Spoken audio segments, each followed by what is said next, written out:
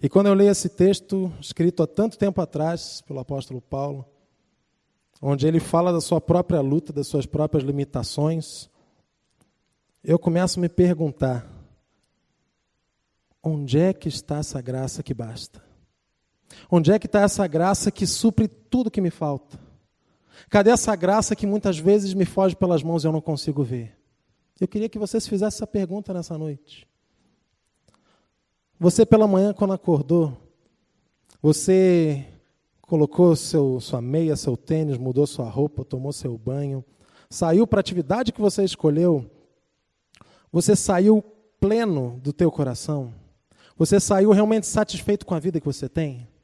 Você saiu satisfeito com aquilo que você sonhou? Será que você vê isso diariamente acontecer?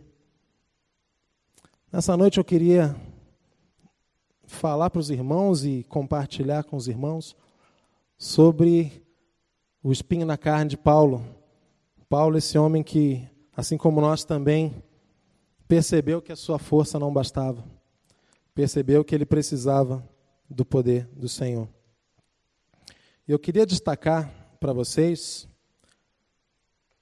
em breves palavras, 3 limitações que eu suspeito que não estão apenas na vida de Paulo, mas estão na minha vida quando eu acordo, estão na tua vida quando você trabalha, estão na vida dos teus familiares que até nem conhecem a Cristo, quando vão dormir à noite. Coisas que acontecem, que acometem cada um de nós. Coisas que parece que atravancam e não permitem que nós nos entreguemos por completo ao Senhor, que nós nos entreguemos por completo naquilo que fazemos, com as pessoas com que convivemos, com o que sonhamos, com o que pensamos e que sonhamos na presença de Deus. Primeira limitação é a confrontação. Se você abrir a palavra de Deus, alguns versos antes desse verso que eu li, 2 Coríntios, eu li 2 Coríntios 12.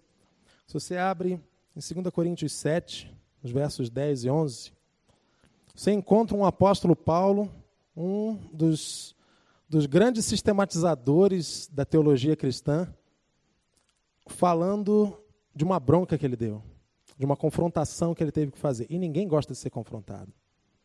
Se alguém diz para você e te pegou no pulo de algum erro, ninguém gosta. Um pastor amigo meu lá de Curitiba, com a igreja dele já bem numerosa, e ele foi pego já pela esposa com uma latinha de leite condensado, com um furinho, sabe? Aí tem aquele famoso barata voa. Quem foi? E tinha sido o próprio pastor, né? E aí, como é que você vai negar se tem aquele furinho, não tem criança em casa, a boca está meio suja de leite condensado, não tem jeito. Foi ele.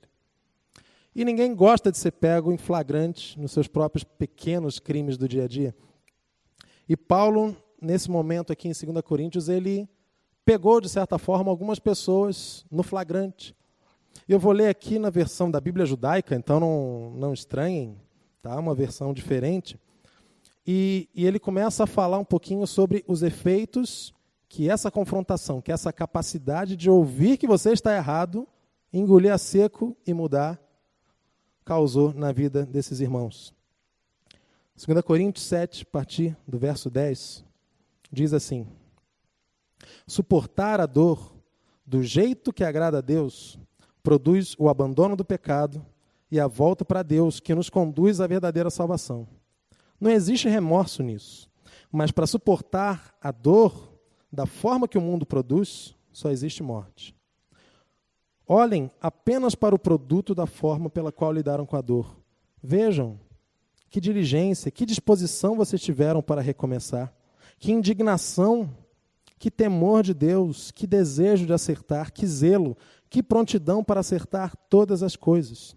Em tudo quanto eu vos falei, vocês se mostraram irrepreensíveis. Nós vivemos num mundo que tende a deixar cada um no seu quadrado. Contanto que a pessoa não esteja roubando, matando ou pisando muito forte no teu calo, você não mexe nela, você não fala com ela. E talvez vários de nós sejamos mais suscetíveis ou mais frágeis a confrontações, ao falar dos seus próprios erros. E praticamente existe entre nós, seres humanos, um pacto não falado de você não mexe no meu, que eu não mexo no seu.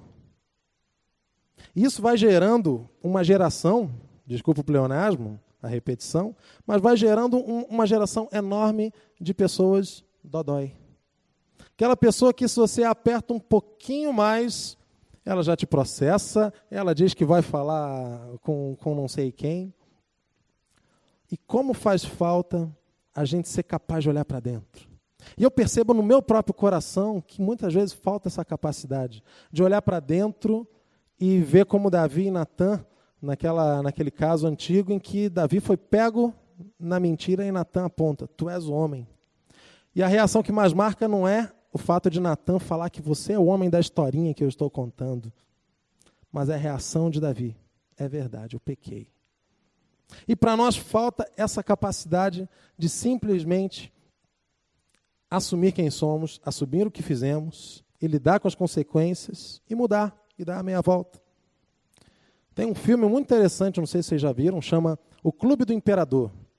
E era basicamente, nesse filme, um professor que ele começa a fazer uma série de jogos e perguntas, era uma coisa meio extra classe ali no colégio, parecia ensino fundamental e médio, uma coisa assim.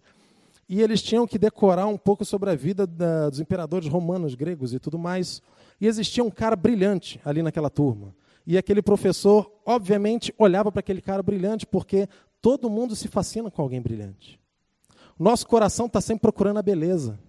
Seja no olho do homem em relação a uma mulher, seja no olho de homens e mulheres, ao olhar aquela pessoa que faz algo bem, ao ver alguma coisa sendo bem feita, bem produzida, uma música bem tocada, um texto bem escrito e bem falado. E esse professor, ele olhou para aquele aluno e ele apostou todas as fichas nele.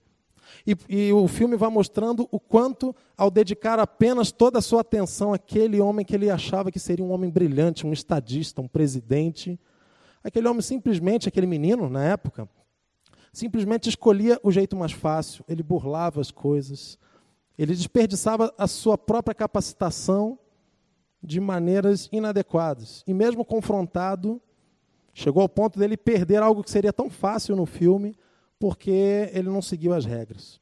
Enquanto isso, lá do lado tinha aquele famoso esforçado, aquele cara lá que corria atrás, não tinha tanta inteligência, corria atrás, estudava, e por mais que buscasse a presença do professor, não conseguia beber da mesma água que aquele menino mais inteligente bebia. E passam-se os anos, passam-se muitos anos, e aqueles meninos que agora são homens se encontram numa reunião.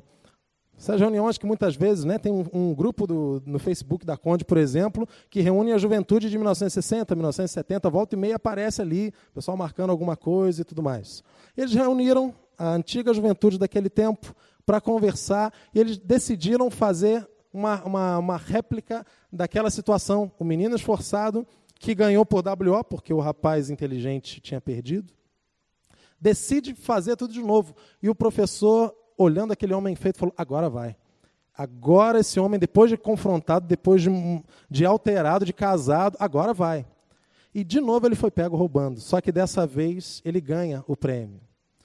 E o professor, pela primeira vez, ele olha para aquele aluno esforçado, não muito brilhante, não muito inteligente, mas constante. Ele olha e os seus olhos mudam. Por que eu estou falando dessa história? Porque muitas vezes eu e você recebemos confrontações de queridos, de amigos, do Senhor, de N pessoas, e poucas vezes nós aproveitamos. Nós somos alvos do olhar do Senhor, do olhar de pessoas, de líderes, de chefes, de pessoas que veem coisas tão grandes em nós. E ao não assimilarmos essa confrontação, nós simplesmente deixamos para trás aquele privilégio de sermos alguém melhor. E me chama muita atenção uma frase de hoje em dia, que praticamente assim, é proibido sofrer. Porque hoje em dia você tem remédio para tudo.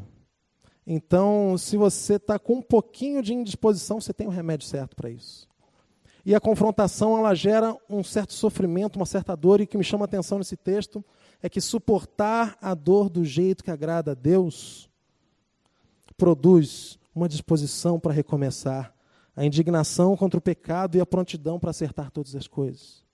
A gente foge do sofrimento quando Deus simplesmente, às vezes, está nos encaminhando para um lugar difícil, para um lugar duro, para uma situação complicadíssima, mas situação da qual nós sairemos melhores. Mas é difícil acreditar que nós sairemos melhores. E o que Deus diz para nós, seres imperfeitos? Ele diz assim: eu aceito você, pessoa imperfeita, mas que persevera. E tantas vezes cada um de nós condiciona o seu amor e condiciona a sua aceitação à perfeição.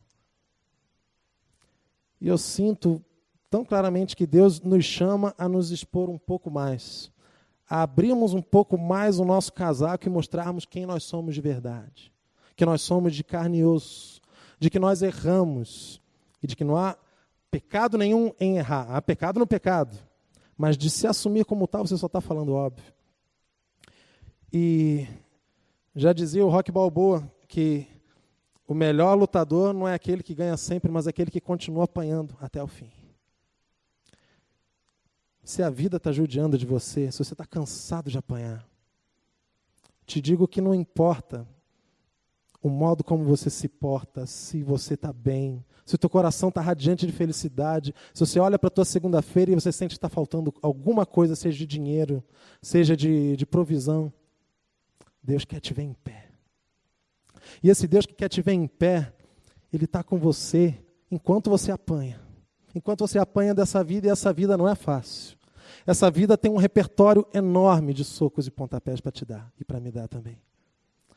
Mas ao estar junto comigo, ele só me pede o seguinte: eu não quero que você seja necessariamente perfeito, porque eu sei que você não é capaz disso. O meu espírito está produzindo isso em você e isso não vai ser completado até você morrer. Mas ele diz o seguinte: fica de pé, aguenta as pancadas que a vida está te dando.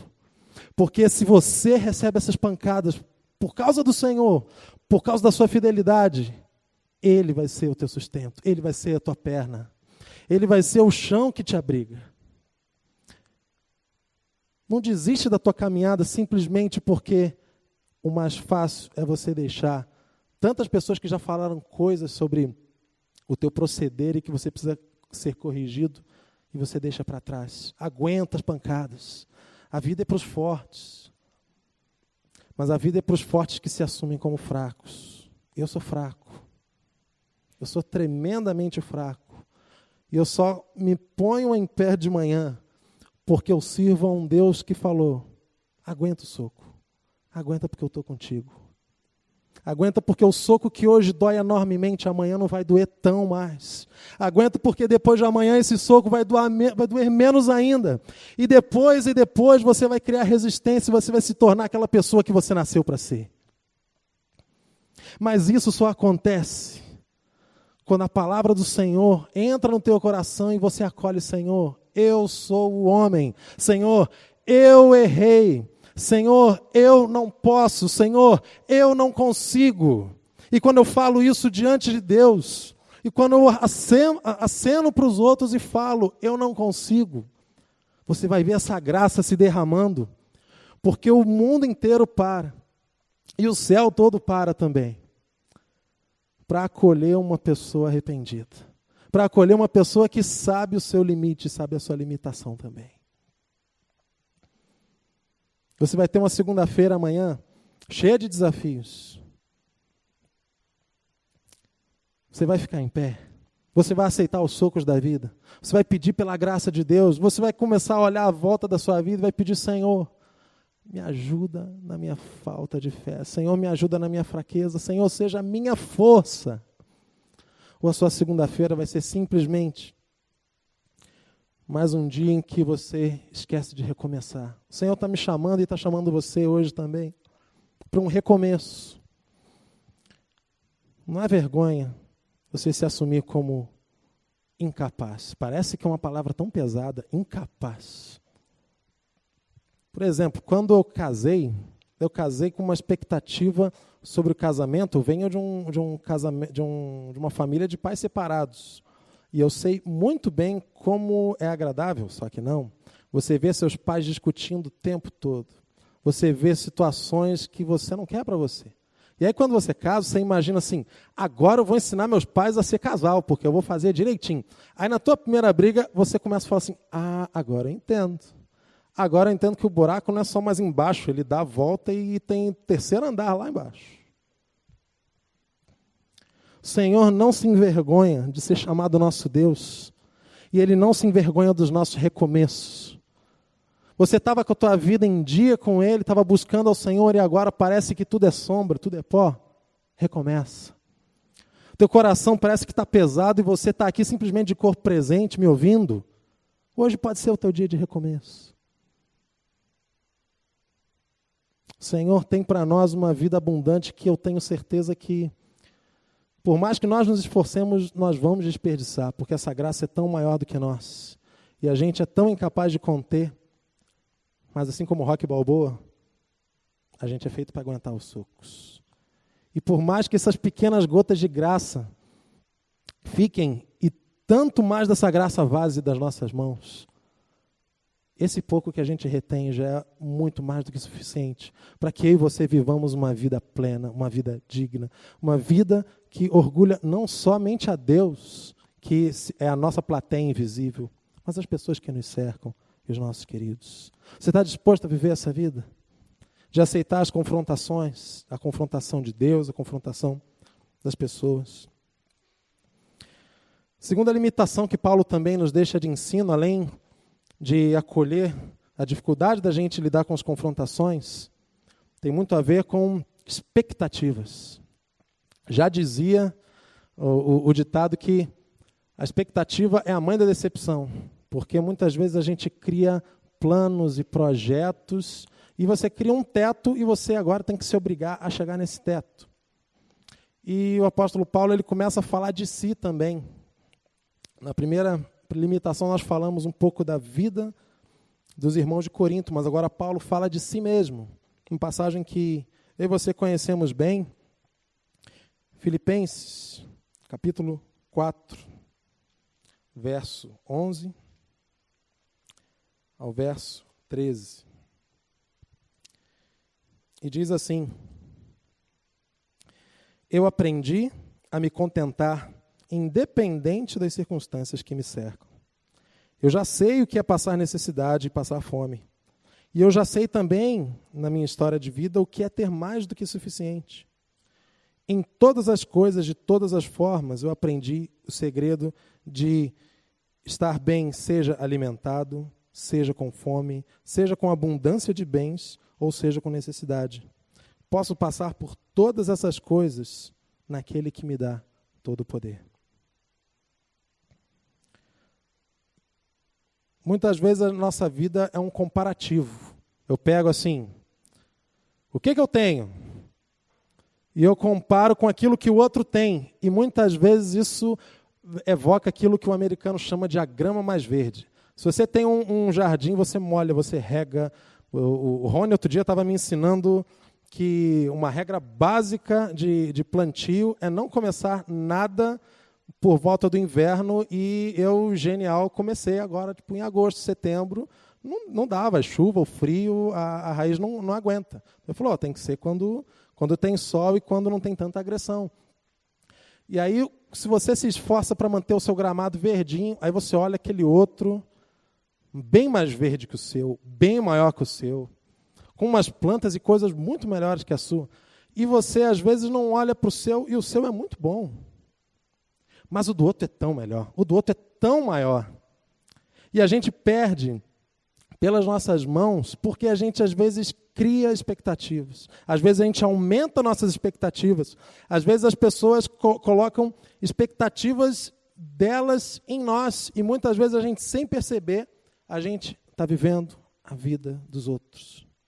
E a vida é muito curta para a gente viver a vida de outra pessoa que não seja a gente. Quem é você? Você sabe quem é você? Quem Deus planejou para que você fosse? Eu lembro que o meu primeiro confronto com o conceito de marca, de alguma coisa de marca, foi quando eu devia ter meus 7, 8 anos. E eu entrei num colégio novo, e no colégio era obrigado a usar, em um dos momentos, quichute. Nossa, me soou tão velho, perdão, irmãos, mas eu usava quichute. E aí era um negócio de borracha. Né? O cheiro era assim, era o quinto círculo do inferno, era uma borracha horrível, parecia uma roda de caminhão que foi cortada, adaptada, né? Ó, quem está rindo já usou também, misericórdia para ti também, irmão. E aí tinha um cadarço preto e parecia que você se amarrava naquilo, e o quichute era muito ruim. Mas eu vi aquele coleguinha que nem o quichute tinha, eu já ficava grandão. E aí depois, lá no Rio de Janeiro, tinha uma marca chamada K&K, uma marca de surf, uma coisa assim. E eu lembro a primeira vez que eu usei uma camisa da K&K. Nossa, eu me senti agora parte do mundo. Eu andava assim, olhando do lado das pessoas. Será que o pessoal está vendo que eu estou usando a camisa da K&K? Talvez você possa fazer essa mesma referência quando você usa uma camisa da Zara. Ó, vou fazer que nem o Roger, fazendo propaganda das empresas aí, ó. Camisa da Zara, camisa de não sei onde. E aí você parece que você não nasceu com isso junto. A tua felicidade não está nisso, mas tem todo um plano, seja de marketing, seja de vida, que coloca em volta de você o que você precisa, o que você vai significar se você usar determinadas roupas. Eu não estou falando mal de nenhuma marca, não. Existem muitas diferenças entre uma calça, às vezes, de R$29 e uma de 200, eu sei, pelo tecido e tudo mais, né? Muitas vezes eu não posso comprar de 200, né? Eu fico com a de 30, 40, 50, etc. Mas o ponto é de que existe toda uma demanda do mundo à nossa volta para te fazer infeliz. E você não vê, e eu não vejo.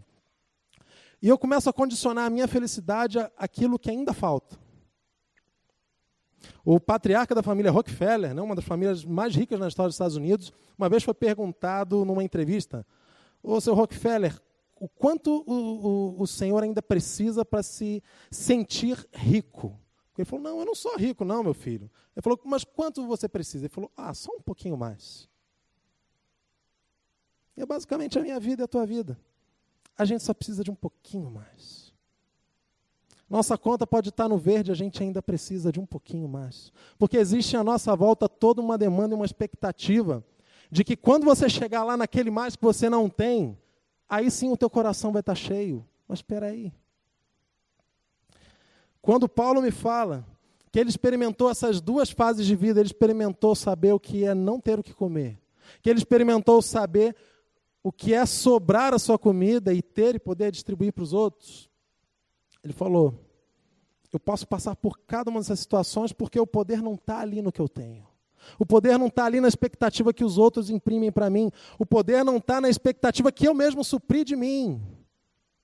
O poder está no Senhor que me fortalece em qualquer situação. Mas vai falar isso numa segunda-feira de manhã chuvosa, que vai saber Deus se amanhã vai ser assim. Quando você tem contas para pagar, quando você convive com uma pessoa no teu emprego que está falando para você que mesmo com a alta do dólar ele vai manter a viagem dele para Miami e que ele vai trazer mundos e fundos de lá, e você, puxa vida, dessa vez eu vou só para a cidreira.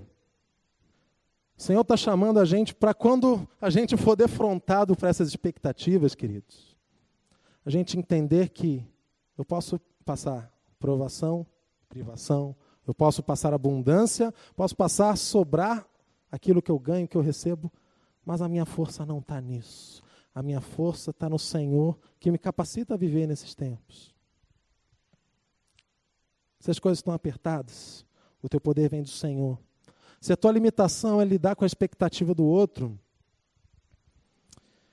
o Senhor é o nosso poder, o Senhor é a nossa força. Mas nós mesmos, sem perceber, nós colocamos expectativas, por exemplo, nos nossos filhos. Vai dizer que não. Você cria um filho com todo carinho, alimenta, dá Nescau, no caso de alguns amigos, eu sei que tomam Nesquik aqui e tal. Você alimenta, coloca várias coisas e aquela criança cresce com tudo do bom e do melhor. E você tem expectativas sobre ela. Eu já ouvi, por exemplo, né? Vocês conhecem minha mãe já veio aqui várias vezes, eu posso contar isso, depois vocês contam para ela, briga comigo. Ela, quando a primeira vez que eu falei para ela: mãe, eu quero ser músico, eu descobri o que eu quero fazer da minha vida, eu quero ser músico, eu quero aprender piano. Isso eu devia ter uns 10, 11 anos. Ela falou, nossa, filho, você vai tocar tão bonito debaixo da ponte. Eu juro que eu tentei assimilar o golpe, mas eu levei mais ou menos 2 anos vivendo com isso nas minhas costas, assim, poxa, então ser músico não dá dinheiro, é isso? Não vou poder sustentar minha família, né? Graças a Deus eu consigo. Mas existe toda uma expectativa que eu como pai, que eu como mãe, que eu como chefe de alguém, eu coloco no outro. Eu também sou responsável por gerenciar muitas vezes a expectativa dos outros. E aí eu aprendo que o Senhor nos ensina o contentamento. Grande fonte de lucro é a piedade, ou seja, a busca de Deus com o contentamento. Com o pouco ou com o muito. E eu lembro de um filme muito antigo mesmo. Pra você ter uma ideia, era da juventude da minha avó, se eu não me engano, chamado Poliana. E era um livrinho também, algumas irmãs aí já leram também, alguns irmãos também, não é pecado. E a história da Poliana era basicamente o seguinte, ela tinha uma situação terrível de vida, não lembro agora exatamente se era nazismo, se eram os pais, era uma coisa assim. Mas eu lembro claramente que ela parecia um ser alienígena no meio dos outros, os outros pensando nas contas para pagar, desesperados com as situações da vida, e ela inventou o tal do jogo do contente. E ela começava a chamar essas pessoas para esse jogo. Vamos brincar do jogo do contente? É assim, ó, você olha para a sua vida e vê uma coisa que deixa você contente. E naquela simplicidade de criança, ela ensina um pouco daquilo que Paulo também está falando para nós. Que a maior fonte de lucro não é o teu braço, não é a tua força, não é o teu currículo, mas é a capacidade de você se contentar, não se acomodar. E aí eu vejo que é uma diferença muito grande. Né? Sou casado recém-novo e você quer dar de tudo o melhor para sua esposa, para os seus filhos, e você tem que correr atrás, você é o sacerdote da tua casa. Mas, ao mesmo tempo, é nesse meio tempo e nesse meio termo entre contentamento e não acomodação que a gente tem que viver e que o apóstolo Paulo nos fala. De brincar de jogo do contente durante a nossa vida. E o que é que Deus diz para mim e para você nessa noite sobre isso? Se eu for a tua alegria, essa alegria não vai ter fim. A gente vê lá no Salmo 37. Agrada-te do Senhor, faça do Senhor a tua alegria, e Ele concederá os desejos do teu coração.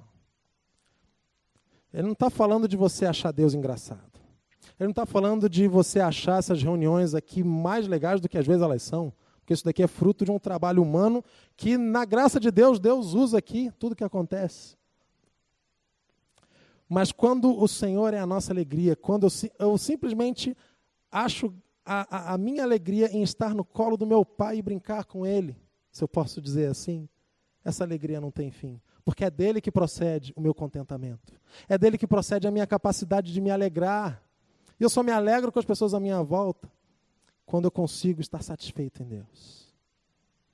Se o Senhor for a tua alegria, essa alegria não vai ter fim. Você crê nisso? Amém. E a terceira limitação que Paulo nos fala são as fraquezas. Está lá em 2 Coríntios 12, o primeiro texto que eu li com os irmãos. Já no fim da vida de Paulo, os estudiosos dizem que nessa época Paulo estava cego, já estava preso, né? E essa carta é descrita como uma das cartas da prisão, da prisão, a fase em que Paulo estava preso. E eu vou ler esse texto um pouquinho mais, eu li apenas parte dele, eu quero ler um pouquinho do que ele fala. A partir do verso 2. 2 Coríntios 12, verso 2. Conheço um homem que na sua intimidade com o rei Messias, há 14 anos foi transportado ao terceiro céu. Se ele estava no corpo ou fora do corpo, eu não sei, Deus o sabe. Mas eu sei que esse homem, seja no corpo, seja fora dele, foi levado ao céu e ao terceiro céu e ouviu coisas que não se podem ser verbalizadas, coisas que ao ser humano é impossível sequer cogitar. Disso eu posso me orgulhar, mas de mim mesmo e das coisas que me cercam eu não vou me orgulhar, a não ser das minhas próprias fraquezas. Se eu quiser me orgulhar, não vou bancar o insensato, mas eu falaria a verdade, porque pela grandeza extraordinária dessas revelações que me foram dadas, eu refreio a mim mesmo, para que ninguém pense mais de mim do que as minhas próprias palavras e atos permitem. E é por causa disso, por causa dessas revelações, para evitar que eu me tornasse excessivamente orgulhoso, eu recebi um espinho na carne, um mensageiro do adversário de nossas vidas, para me golpear dia após dia, a fim de eu não me tornar vaidoso. E eu pedi ao Senhor 3 vezes que o tirasse de mim, mas o Senhor me disse: a minha graça é suficiente para você, porque o meu poder é aperfeiçoado na fraqueza. Portanto, estou feliz de me orgulhar das minhas próprias fraquezas, a fim de que o poder do meu rei permaneça sobre mim. Me agrado das fraquezas, dos insultos, das dificuldades, das incapacidades, das perseguições e dos problemas que eu suportei por causa do meu rei. Porque quando estou fraco, é aí que eu sou forte. Muitas vezes nós nos tornamos orgulhosos da nossa humildade. Uma vez me contaram que não dá para você fazer um concurso de humildade, porque o dia que você der um troféu para o ganhador, ele voltou para o fim da fila. Isso acontece no nosso dia a dia mais do que a gente imagina. Existem pessoas que dão de si, que dão do que têm, que dão do seu tempo, que são capazes de fazer coisas imensas por outros e colocam a sua bondade como se fosse o seu próprio orgulho. Existem pessoas que se orgulham da sua própria inteligência.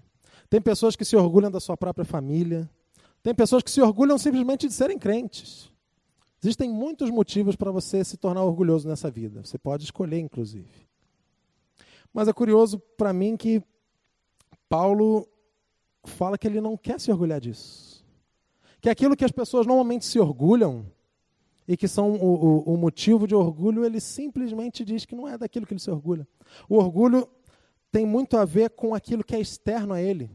E eu fico pensando, essa revelação, né, o texto fala que essa revelação foi dada a ele. Ele se orgulha do privilégio de ter recebido essa revelação.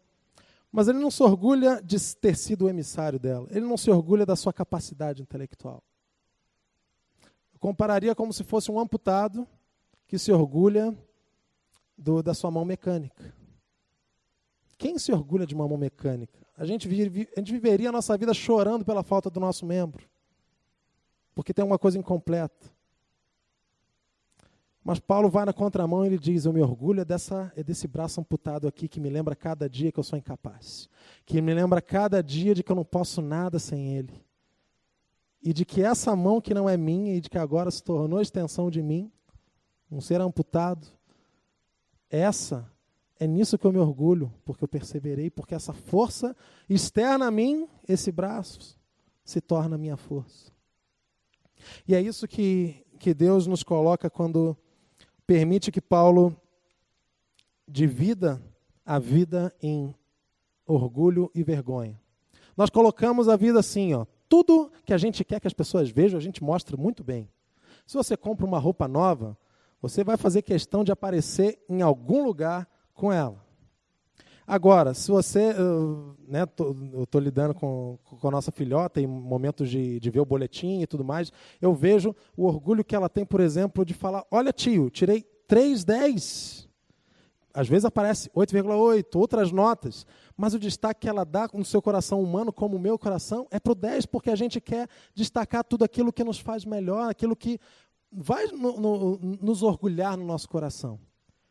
E nós somos muito bons, nós somos peritos em pegar a vassourinha e esconder debaixo do tapete aquilo que é a nossa vergonha. Aquilo que nos colocaria numa posição de vergonha diante dos outros, de inferioridade diante dos outros. Eu e você fazemos isso. Mas eu te pergunto, qual que é a tua vergonha? Tem pessoas que têm vergonha de falar em público. Não é desse tipo de vergonha que eu estou falando. Se tivesse alguma coisa na sua vida, imagina que a sua vida é um livro. E seja você criança, jovem, adulto, já é um livro bem grosso. Imagina que tem algumas páginas nesse livro que você daria um braço para arrancar. Você não quer que ninguém saiba. Tem outras que você queria poder pintar de marca-texto amarelo, rosa, o que fosse. Mas tem páginas que você queria arrancar desse livro. Quais são essas páginas? As pessoas conhecem as suas páginas escondidas. O que é aquilo que te gera vergonha? O que é aquilo que te coloca como inferior a alguém? Paulo coloca que a gente precisa fazer uma inversão de valores, aquilo que está no alto, aquilo que é o nosso orgulho, aquilo que muitas vezes a gente dá valor, precisa vir abaixo. E muitas vezes Deus faz isso na nossa própria vida. Eu lembro claramente que eu gosto muito de cinema. Eu ficava tão na expectativa, às vezes, de um filme, e eu ficava tão concentrado naquilo, que às vezes, no dia que eu ia ver o filme, acontecia uma coisa tão ruim, que eu ficava vendo o filme assim, tipo, pensando naquilo que aconteceu de ruim. Parece que Deus me surpreendia nas minhas expectativas e nos meus pequenos orgulhos, nas minhas pequenas situações, e Deus é especialista em quebrar pessoas. Mas Deus também é especialista em consertar. E é por isso que Paulo faz essa troca de valores. Aquilo que te orgulha, aquilo que faz com que você pense que você é alguém que você não é. Porque cada um de nós aqui somos pó, somos poeira. Coloca isso debaixo do teu pé.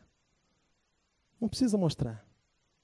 Mas levanta bem aquilo que te envergonha, porque só assim o meu poder vai aparecer. Do que adianta você mostrar o teu PhD, do que adianta você mostrar os teus bens, do que adianta você mostrar a tua capacidade intelectual, do que adianta você mostrar a sua forma física, se as pessoas só vão ver você e não vão ver um pedaço de Deus na tua vida. A gente precisa, e eu falo isso por mim, parar de ter medo da vergonha, daquilo que nos enfraquece, porque é na fraqueza que nós conseguimos mostrar que existe um Deus. Senão as pessoas vão olhar a religião simplesmente como um menu à la carte, onde elas escolhem aquilo que é mais cômodo para elas no dia. Então elas vão no budismo, elas vão aqui, aquilo que é mais satisfatório intelectualmente. Eu sirvo a um Jesus que me aceita do jeito que eu sou. Eu sirvo a um Jesus que não está nem aí para as coisas que eu ainda vou cometer e das que eu fiz. E se esse Deus me chama de filho e me chama pelo nome, eu vou levantar aquilo que me envergonha, aquilo que é meu, aquilo que é o meu pecado, aquilo que eu quero esconder de todos, e eu vou mostrar: Senhor, me ajuda, para que a graça de Deus apareça. Porque é só nos incapazes, é só nos infelizes, é só nos quebrados, é só naqueles que devem, naqueles que não podem, que a graça de Deus aparece. Você está tão cheio de si que a graça de Deus não aparece, querido? E o Senhor diz para nós: a minha graça é suficiente para você. A gente começou lendo isso, e talvez a tua segunda-feira vai ser de novo isso. Senhor, mais uma segunda-feira em que eu sinto que ainda falta bastante coisa, que parece que o que eu tenho não é o bastante. E aí eu ouço a voz escrita e falada tantas vezes para nós: a minha graça te basta. Você não sabe de onde você vai tirar o dinheiro? A minha graça te basta. Você não faz ideia de como é que você vai resolver algum problema de relacionamento? A minha graça te basta. Você não sabe como lidar com o teu trabalho? Você não sabe como lidar com situações da tua vida? A minha graça te basta. Fecha os teus olhos e escuta o Senhor falando isso para você, filho. Eu sei do teu limite e das tuas lutas de você se encaixar nos teus limites. Sei das tuas limitações, mas a minha graça te basta. A minha graça te basta. Não vai ser a força da tua mão, não vai ser o teu esforço, mas a minha graça vai te bastar quando tudo mais faltar. Senhor Jesus, nós somos aqui uma comunidade de pessoas que quer muito acertar. Eu olho cada um de nós aqui e eu vejo pessoas que levantam dia após dia querendo acertar e querendo mudar suas próprias vidas. E eu queria pedir um pedido de filho.